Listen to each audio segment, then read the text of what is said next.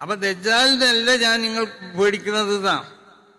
എനിക്ക് ഏറ്റവും പേടി ദജ്ജാൽ അല്ലാത്തതിനെയാണ് എന്ന് പറഞ്ഞപ്പോൾ റസൂലുള്ളാഹിനോട് ചോദിച്ചു സഹാബത്ത്, അതെന്താ നബി അങ്ങനെ പറയാൻ? പ്രയാസങ്ങൾ സഹിച്ചുകൊണ്ടാണ് ഭക്ഷണം ഇല്ലാത്ത ആളുകൾ തിന്നിട്ട ഈത്തപ്പര കുരുവിന്റെ അതിലുള്ളതായ ആ പാട വലിച്ചു തിന്നുകൊണ്ടൊക്കെ ജീവിച്ചവരാണ്.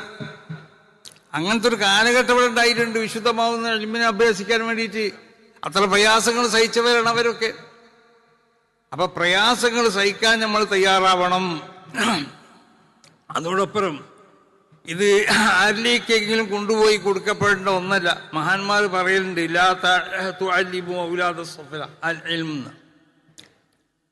അപ്പൊ അത് സ്വഭാവ ഗുണങ്ങൾ നോക്കി വിശുദ്ധമാവുന്ന ഇൽമിനെ സ്വീകരിക്കപ്പെടാൻ പറ്റുന്നതായ ഹൃദയം, അതിനുള്ളതായ സ്വഭാവ ഗുണങ്ങൾ ഉണ്ടോ എന്ന് പരിശോധിച്ച് അങ്ങനത്തെവരെയാണ് നമ്മൾ എന്താക്കേണ്ടത്, ഈ രംഗത്ത് കൊണ്ടുവരേണ്ടത്.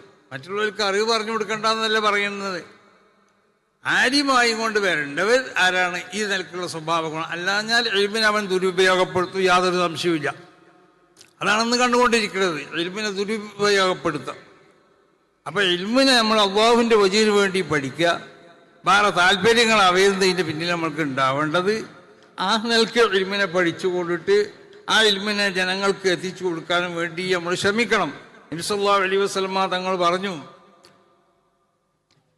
വയുറുദ്ദജ്ജാൽ അഖ്വഫനി അലൈക്കും അഖ്വഫനി അലൈക്കും.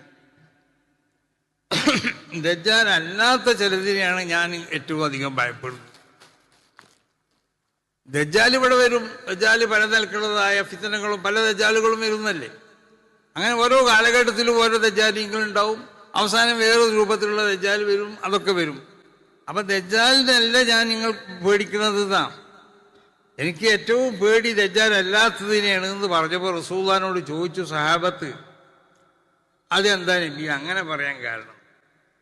ദജ്ജാലിനല്ല പേടിക്കുന്നത്, ദജ്ജാൽ അല്ലാത്തതിനെയാണ്. അപ്പൊ റസൂലുള്ളാഹി പറഞ്ഞ മറുപടി എന്താണെന്നറിയോ? റുബ്ബ മുതസത്തിരിൻ ബിസ്സലാഹ്.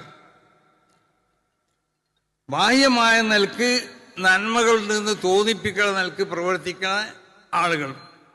അവൻ നന്മകളെ കൊണ്ട് അവൻ എന്താക്കുക? പൊതിയ ജനങ്ങളിലേക്ക് അവൻ നന്മന്റെ ആളാണെന്ന് ജനങ്ങളെ ബോധിപ്പിക്കുക. അങ്ങനത്തെ എത്ര ആളുകളാണെന്ന് അറിയോ? അവര് ഈ ഉമ്മത്തിനിക്ക് ഏറ്റവും അധികം നാശം ഉണ്ടാക്കുന്നവനാണ് മിൻ മുജാഹിരിൻ ബിൽ ഫിസ്ഖ്. തമ്മാടിത്തരം കൊണ്ട് പരസ്യമായി ചെയ്യുന്നവനേക്കാൾ, തമ്മാടിത്തരം പരസ്യമായി ചെയ്തവനാണെങ്കിൽ അവന്റെ പിന്നിൽ ആരും കൂടൂല. നേരെ മറിച്ച് നന്മകളെ കൊണ്ടിട്ട് അത് മറയാക്കാം, ആ നന്മകൾ മറയാക്കിക്കൊണ്ട് ജീവിക്കാം. അപ്പൊ ആ ഒരു സ്വഭാവം നമ്മളിൽ ഉണ്ടാകാൻ പാടില്ല.